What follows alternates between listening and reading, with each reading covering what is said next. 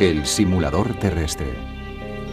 Está formado por más de 5.000 procesadores y es en la actualidad una de las 10 máquinas más poderosas del mundo. Gracias a esta herramienta, un equipo formado por los especialistas en climatología japoneses más importantes ha podido desarrollar un modelo muy preciso del sistema de cambios que determina el clima terrestre. A continuación, han introducido en este modelo los datos sobre la previsión de emisiones de gases de efecto invernadero para el siglo XXI. De estos cálculos ha nacido un mapa de la evolución del clima en el planeta hasta el año 2100.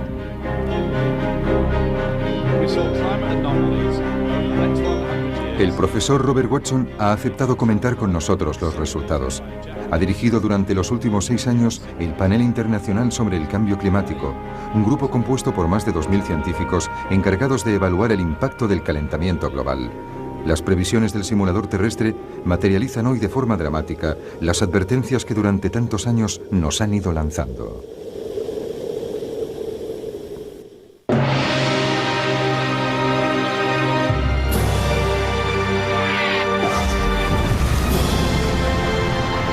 Calentamiento global, año 2100.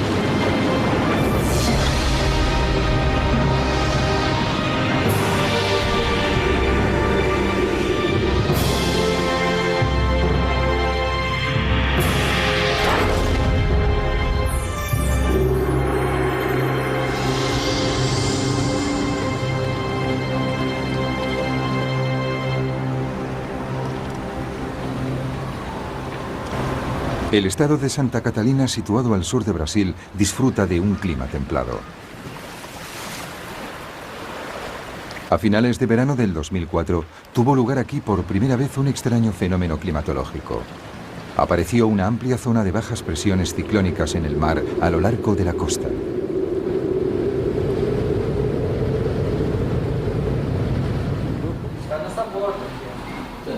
Clovis Correa, del Instituto Meteorológico del Estado de Santa Catalina, ha seguido este fenómeno desde su aparición.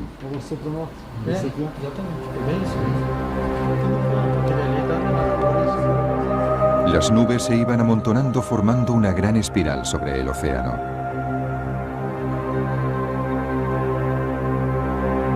Los meteorólogos del observatorio no podían creer lo que estaban viendo. Esta formación de nubes se asemejaba a la de un ciclón tropical, pero los ciclones tropicales, llamados también huracanes o tifones, hasta ahora se habían formado cerca del Ecuador para después alejarse hacia latitudes mayores. No se había informado nunca sobre un fenómeno de este tipo en el Atlántico Sur. Además, esta zona de bajas presiones no se estaba desarrollando en el cinturón tropical, sino más al sur, en una zona templada. Yo estaba asombrado. No había otra palabra. Ninguno de nuestros meteorólogos había visto jamás algo como eso. La cosa parecía realmente seria. Un año antes, cuando el simulador terrestre comenzó a enviar sus primeros resultados, los investigadores se sorprendieron al ver aparecer las proyecciones de un fenómeno desconcertante: la presencia de un ciclón tropical en el mar, junto a las costas de Brasil. Era muy extraño. No debería haber ciclones en esa zona.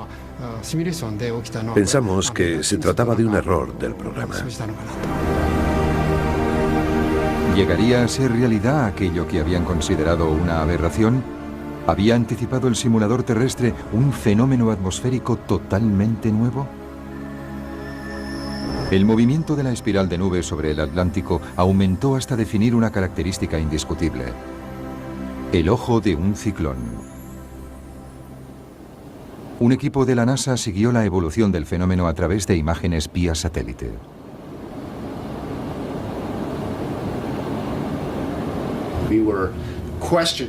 Al principio nos cuestionamos lo que estábamos viendo, pero con el paso de las horas se hizo evidente que efectivamente se trataba de un ciclón en formación. La NASA anunció entonces que los datos relativos a los vientos y la naturaleza de las nubes confirmaban que con seguridad se trataba del primer ciclón tropical observado a lo largo de las costas de Brasil. Por entonces, los barcos de pesca que operaban en la zona ya estaban perdidos en el corazón de una gigantesca tempestad. En tierra firme, este ciclón arrasó alrededor de 40.000 edificios, dejando más de 500 heridos y 11 personas muertas o desaparecidas. Esta tragedia ha confirmado que hoy en día es muy probable que aparezcan nuevos fenómenos. Pero también ha puesto de manifiesto la tremenda importancia de las predicciones del simulador terrestre.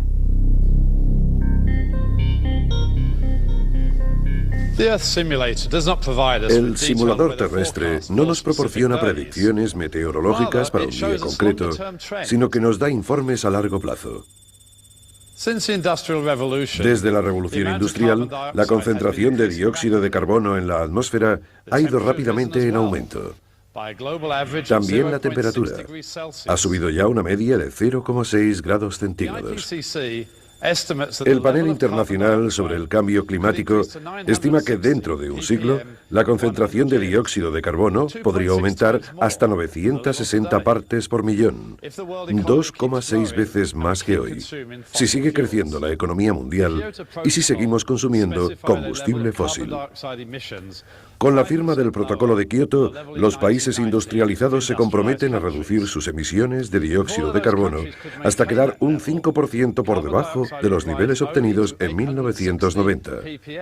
Si se logra este objetivo, los niveles de CO2 llegarán en un siglo solo hasta 860 partes por millón.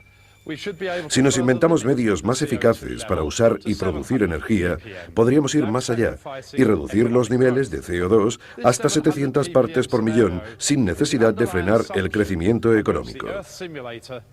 Este valor de 700 partes por millón es el que sirve de base para las proyecciones del simulador terrestre. El simulador predice que en el peor de los casos, en 100 años, la temperatura de la Tierra aumentará 4,2 grados de media. Una de las consecuencias más preocupantes del calentamiento global será la desertización del terreno y su impacto en la ecología. Este mapa nos muestra la posible evolución de la desertización en los próximos 100 años. Cuanto más roja sea una zona, más seca y árida será. En el 2100 será muy grave en el sur del continente africano, en Europa a lo largo de toda la zona mediterránea y también en el continente americano.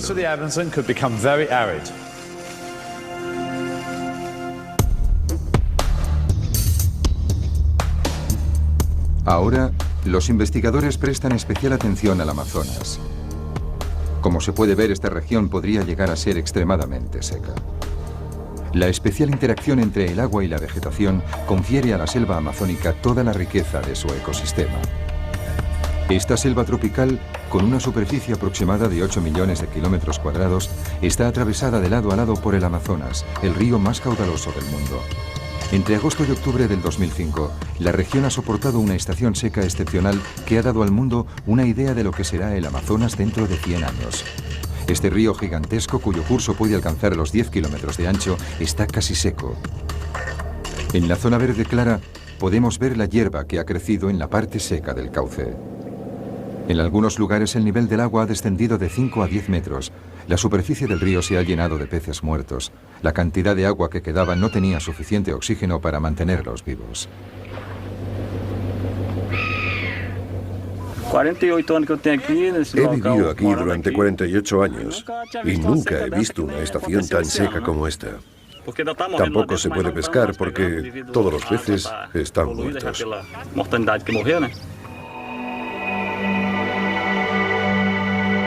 Esta sequía va ligada a un excepcional aumento de la temperatura de la superficie de las aguas del Atlántico. Habitualmente, el aire cargado con la humedad del océano sobrevuela la cuenca del Amazonas hasta toparse con la cordillera de los Andes. Allí se eleva y se condensa, formando nubes que sueltan su humedad en forma de lluvia.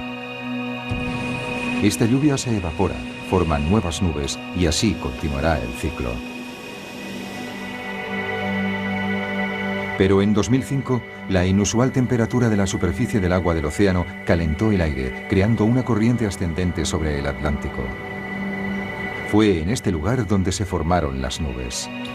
Descargaron su lluvia sobre el océano y se extendió por el Amazonas una corriente de aire seco y caliente, que rompió el ciclo del agua y provocó la ausencia de lluvias. Según las proyecciones del simulador terrestre, el calentamiento global traerá un acusado aumento de la temperatura de los océanos que rodean a Sudamérica. La circulación del aire seco de 2005 se convertiría en un fenómeno recurrente y llevaría a la desertización progresiva de la cuenca del Amazonas. ¿Qué será de esta selva tropical? El profesor Peter Cox del Consejo de Investigación del Medio Ambiente en Gran Bretaña ha desarrollado una simulación de la evolución de la selva amazónica durante este siglo. Los resultados son sobrecogedores. Durante la segunda mitad del siglo, la persistente sequía de esta zona llevará a la aparición de zonas desérticas. Comenzando por la embocadura del Amazonas y siguiendo progresivamente su curso, la selva poco a poco desaparecerá. En el 2100, 2/3 de la selva habrán dado paso a una vasta zona desértica. Lo que nos encontramos fue muy chocante. Cuando se obtienen resultados como este, primero se tienen dudas sobre si darlos a conocer o no. Después se comprueba que no se ha cometido ningún error. El modelo que usamos no tiene en cuenta la deforestación debida a la acción humana, tan solo la acción indirecta causada por el calentamiento global. Esto muestra claramente que el calentamiento global ha demostrado ser tan peligroso para el Amazonas como la deforestación. Así sería la evolución de la desertización del Amazonas. El descenso de las precipitaciones provocaría falta de agua en la vegetación y algunos árboles se debilitarían. En el momento en que una zona se secara, se aceleraría el proceso en las zonas vecinas. Se desarrollaría una sabana. A continuación, esta sería sustituida por la pradera. El clima se haría cada vez más seco e incluso a la hierba le faltaría el agua. En 2100, el Amazonas no sería más que un inmenso desierto. La desertización del Amazonas afectaría a la totalidad del clima del planeta. Los árboles de la selva amazónica absorben una gigantesca cantidad de dióxido de carbono. Si, como predice la simulación, el Amazonas se convierte en un desierto, 180 millones de toneladas de CO2, el equivalente a 8 años de emisiones mundiales, serán liberadas a la atmósfera. El calentamiento se acelerará y por lo tanto empeorará. Es un círculo vicioso. Según otra simulación, esta sequía puede tener un tremendo impacto sobre nuestro alimento diario.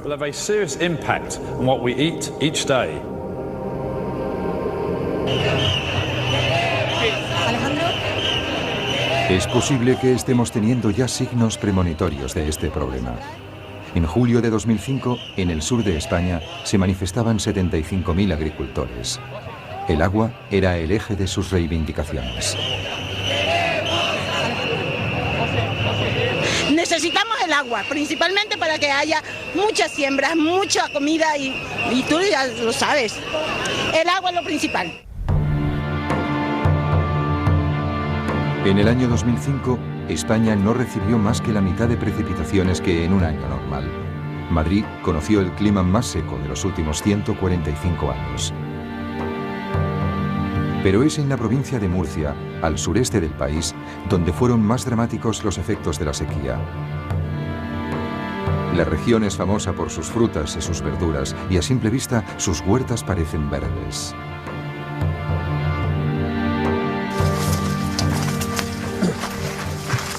Bueno, aquí como podrán observar, fíjese el melocotón de este árbol, que normalmente este melocotón tendría que estar aproximadamente así de gordo, ¿eh? Por lo tanto, fíjese la diferencia de tamaño. ¿Por qué esta circunstancia? Sencillamente es por falta de agua.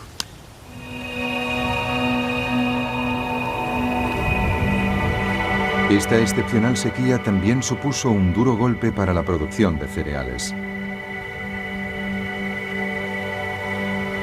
Las grandes zonas de cultivo de cereales españolas no han recibido más que 1/3 de las precipitaciones habituales. La familia de Tomás Lorenzo lleva cultivando estas tierras desde hace generaciones. Él mismo tiene más de 90 hectáreas dedicadas al trigo.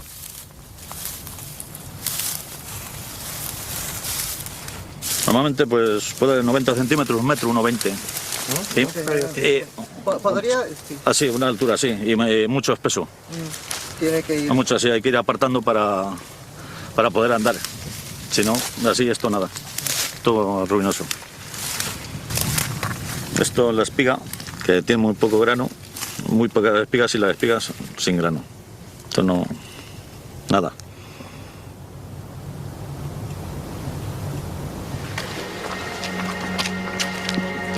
Este es su granero. En principio debería estar lleno hasta arriba. Pero su cosecha representa menos del 5% que la de un año normal. Y sus pérdidas se elevan a más de 60.000 euros. Con un par de cosechas, otra cosecha como esta, otras dos, pues se acaba. No podríamos soportarlo.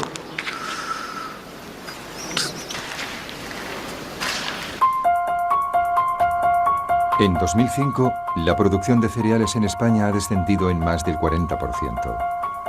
El gobierno ha tenido que solicitar a la Unión Europea una ayuda de 8 millones de toneladas de trigo. En estos años, la sequedad del clima español se ha acentuado. La evolución de las temperaturas en España durante los últimos 40 años confirma esta tendencia. Cuanto más aumentan las temperaturas, más se seca el terreno. ¿Cómo evolucionará esta situación?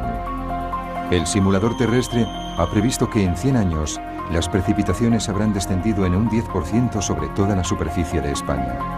Es probable que se repitan con mayor frecuencia sequías como la del 2005.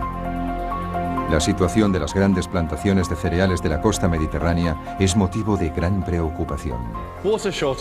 La falta de agua afectará profundamente la producción de la agricultura mundial. Aquí podemos ver un pronóstico de la evolución de la producción de alimentos durante este siglo, basado en los datos aportados por el simulador terrestre. En las áreas verdes, la producción aumentará. En las rojas, va a descender. En los países del norte, donde las temperaturas son más frescas, un ligero calentamiento podría estimular la producción agrícola. Pero en la mayoría de los países tropicales o subtropicales, la producción disminuirá. El fenómeno afectará a toda el área mediterránea, incluyendo a España y al sur de África. También al sudeste de Asia. Los Estados Unidos y América Central se verán gravemente afectados. La producción agrícola disminuirá en casi todo el mundo. Como resultado, el precio de los cereales aumentará un 20%, lo que será catastrófico para los países importadores. Los países más pobres de África se verán especialmente afectados. Y se añadirían 54 millones de personas a la cantidad de población mundial que corre el riesgo de morir por hambre. Según el simulador terrestre, el calentamiento global podría también recrudecer las olas de calor durante el verano en las zonas templadas. Sus predicciones inciden en los riesgos ligados a esas olas de calor en las grandes ciudades. El rojo señala las zonas más expuestas. Regiones enteras de Europa donde es difícil imaginar hoy que la subida de las temperaturas sea una causa grave de mortalidad, están especialmente amenazadas. En agosto de 2003, París sufrió la ola de calor más terrible de su historia. En París, la temperatura media en agosto es de 24 grados. Pero ese año y durante 10 días seguidos se mantuvo por encima de los 35 grados.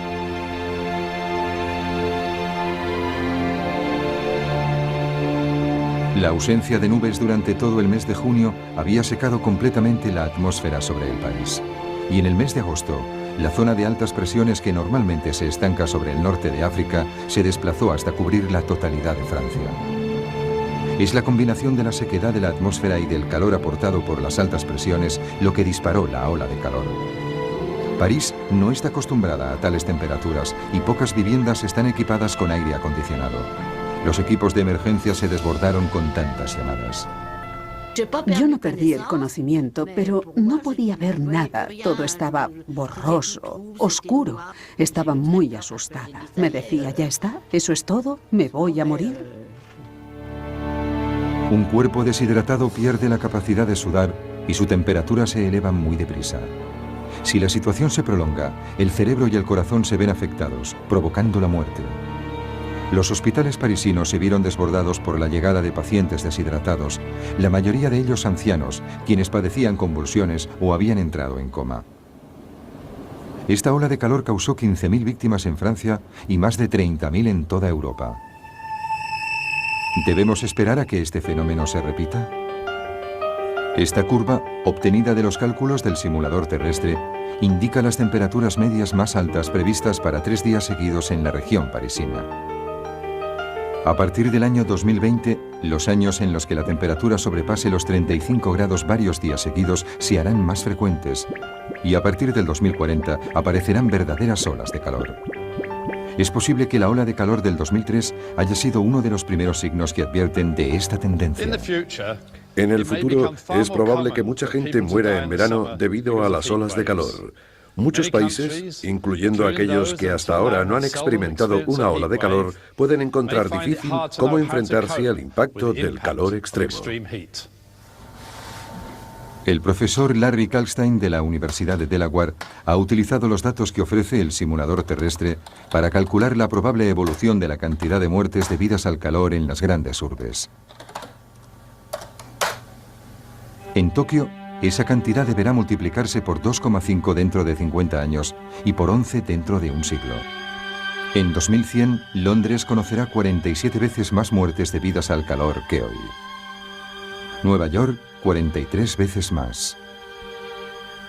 Los cálculos efectuados en 6 de las ciudades más grandes del mundo predicen todos ellos un fuerte aumento.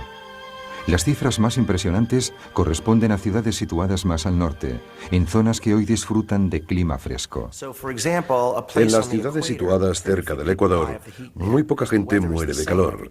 Las temperaturas son elevadas, pero varían poco. Tokio, Nueva York, Toronto o París son mucho más vulnerables porque un día pueden tener 35 grados y al día siguiente 20 grados. Las personas no están acostumbradas al calor. Los pueblos y las estructuras urbanas no están adaptados a eso. Las casas tampoco.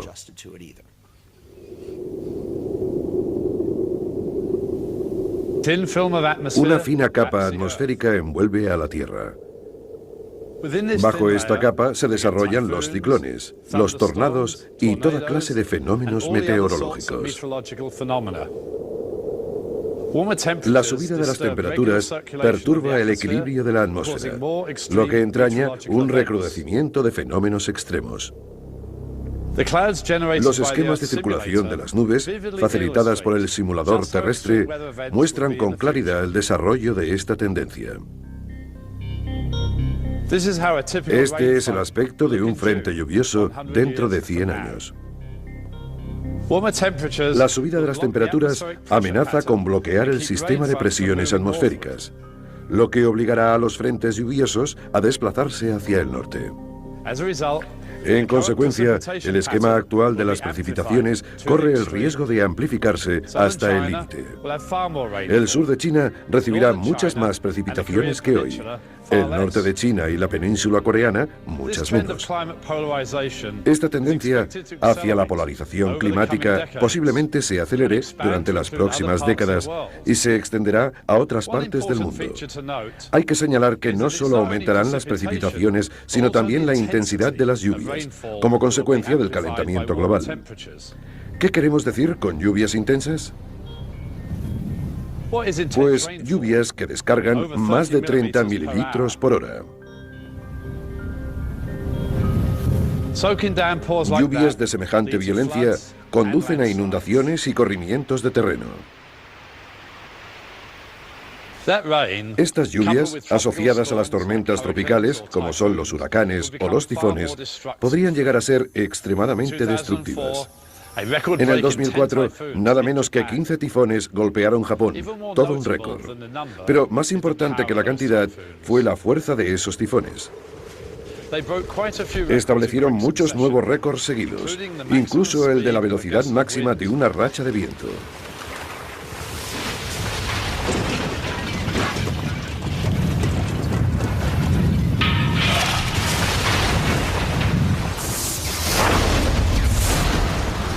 En el 2005 se desarrollaron 14 huracanes en el Atlántico Norte, de los que 3 no tenían precedente. Eran huracanes de categoría 5. Son los más poderosos, con vientos que pueden alcanzar los 300 km/h.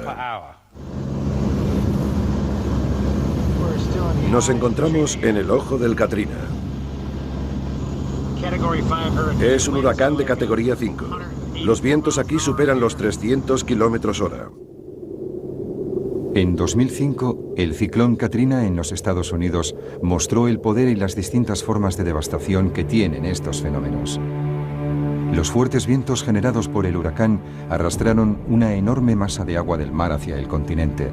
Esta masa de agua se concentró después en bahías poco profundas, por lo que el nivel subió brutalmente, llegando en algunos lugares a más de 7 metros.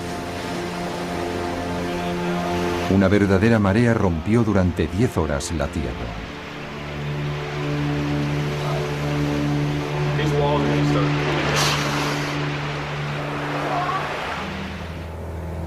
En especial, el pueblo de Biloxi en Mississippi fue uno de los más azotados.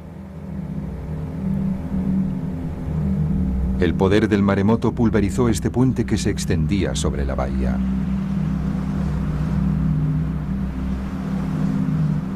La extensión de los daños evidencia la violencia de un fenómeno que se extendió a más de 1 kilómetro tierra adentro.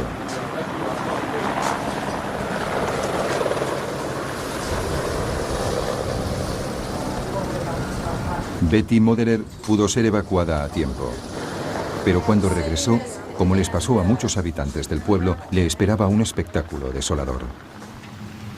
Trabajamos toda la vida pensando en que uno va a poder, en fin, para retirarnos. ¿Debemos sentarnos y dejar que el viento te arrastre? Es duro de aceptar.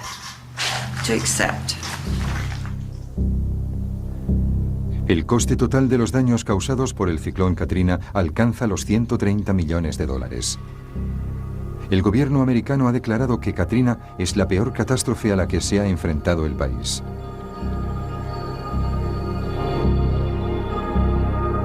Los estudios han mostrado que el calentamiento global ha contribuido a agravar el fenómeno. El calentamiento global ha contribuido a la subida de las temperaturas de la superficie de los océanos. Medio grado Celsius de subida en la zona tropical del Atlántico en el 2006 se debe a este calentamiento. El calentamiento global es una realidad, lo que significa que se prevé una media de ciclones cada vez más violentos. En tan solo unas décadas echaremos la vista atrás y diremos que el comienzo del siglo XXI fue un punto de inflexión. Quizás estemos viviendo los comienzos de las primeras anomalías climáticas debidas al calentamiento global. A medida que la temperatura aumenta, la superficie del mar se va calentando, aumentando su evaporación. Toda esa agua evaporada alimentará a las tormentas tropicales, haciendo que sean incluso más gigantescas. El simulador terrestre predice que el Atlántico Norte podría sufrir la llegada de ciclones todavía más devastadores que el Katrina. Las ciudades costeras de los Estados Unidos se preparan para enfrentarse a fenómenos de una magnitud desconocida. Un informe de 150 páginas financiado por diversos estados, la Agencia Federal de Gestión de Catástrofes y el Ejército Americano evalúa los daños que podría derivarse del paso de un ciclón de categoría 4 por Nueva York. Un escenario digno de una película de catástrofes.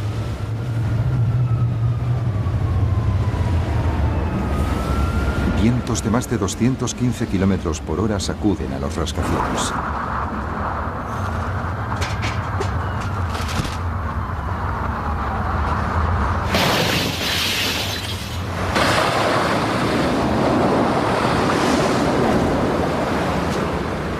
El agua, cuyo nivel se elevaría casi 9 metros, se tragaría calles, metros y túneles.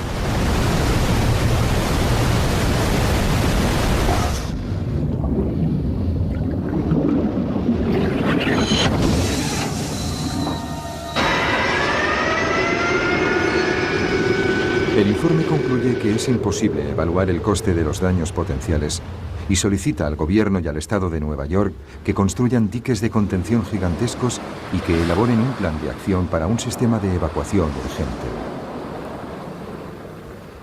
Muchos países alrededor del mundo se verán forzados a invertir mucho capital para controlar las catástrofes naturales, como hemos visto en el ejemplo de Estados Unidos.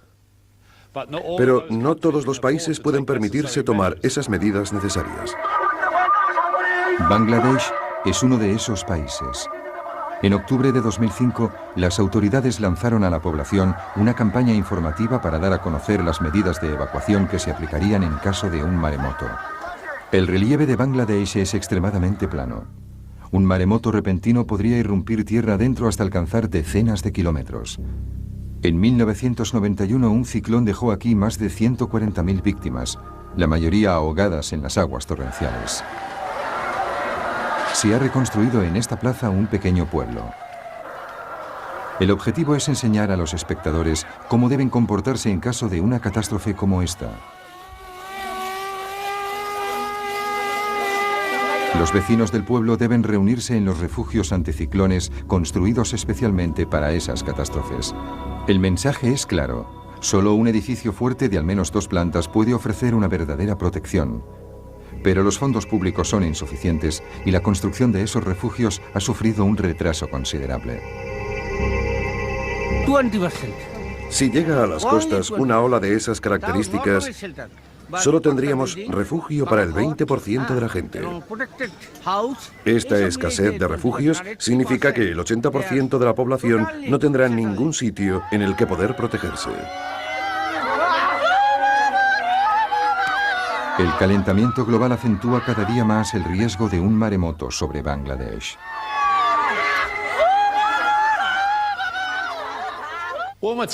Las temperaturas más elevadas romperán el equilibrio ecológico.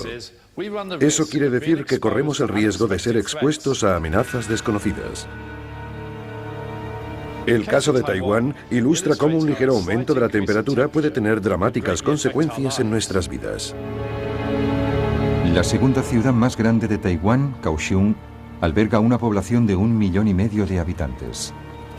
En 2005, un centenar de investigadores del Ministerio de Sanidad han estado visitando al vecindario, yendo y viniendo de casa en casa.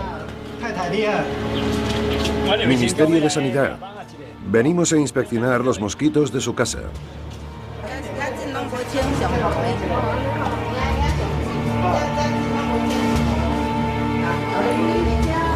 Registraban exhaustivamente cada casa en busca de mosquitos o lugares en los que hubiesen podido depositar sus huevos.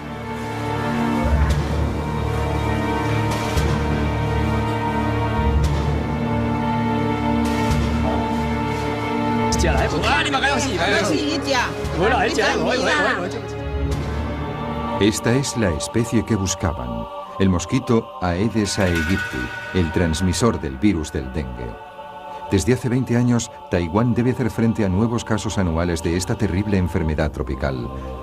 Aunque al principio el hábitat de este mosquito se limitaba a África, se ha ido extendiendo progresivamente a toda la zona tropical. El sur de Taiwán corresponde al límite superior de su territorio. El dengue es una fiebre causada por un virus que se transmite al hombre por la picadura de un mosquito infectado. La primera infección provoca una fiebre alta y violentas erupciones cutáneas. Aquellos que mueren por la enfermedad tienen suerte. Por la noche el dolor era insoportable, como si los insectos estuviesen royéndome los huesos. Me sentía todo el tiempo débil y entumecida. Verdaderamente, era como estar en el infierno.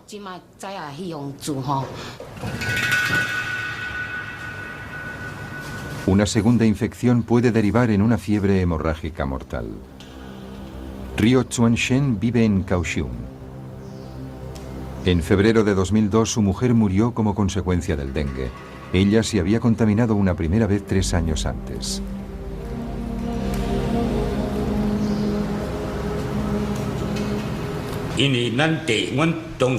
Mi mujer ya había padecido la fiebre del dengue una vez y no fue tan grave.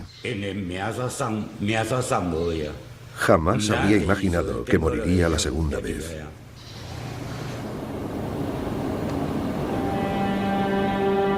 Aún no existe vacuna contra la fiebre hemorrágica del dengue. Cada año causa la muerte de 24.000 personas, sobre todo en la zona tropical.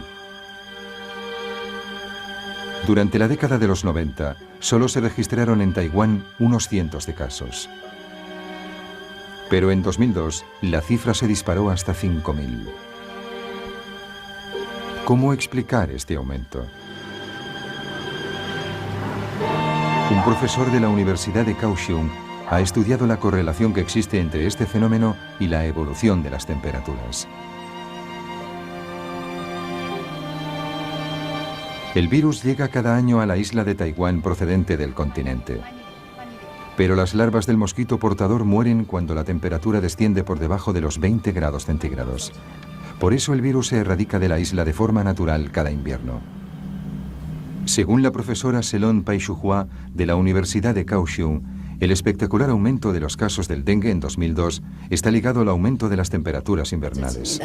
Durante los últimos años, incluso en invierno, las temperaturas medias han permanecido por encima de los 20 grados. Las larvas del mosquito no han sido pues eliminadas por el frío, y eso ha sido la causa del aumento de la cantidad de infecciones por dengue. De todos modos, es solo mi opinión. En el pasado, las temperaturas medias invernales de Kaohsiung eran siempre inferiores a 20 grados. Pero desde 1997 se han mantenido a menudo por encima de este límite, incluso en invierno. Esto es lo que permite que el dengue se extienda. Las larvas del mosquito portador sobrevivieron al invierno del 2001-2002 y la epidemia continuó. Este mapa oficial muestra la extensión de la zona afectada por el dengue. De momento, está confinada al sur de la isla, en el área de Kaohsiung. Para luchar contra el riesgo de infección en la ciudad,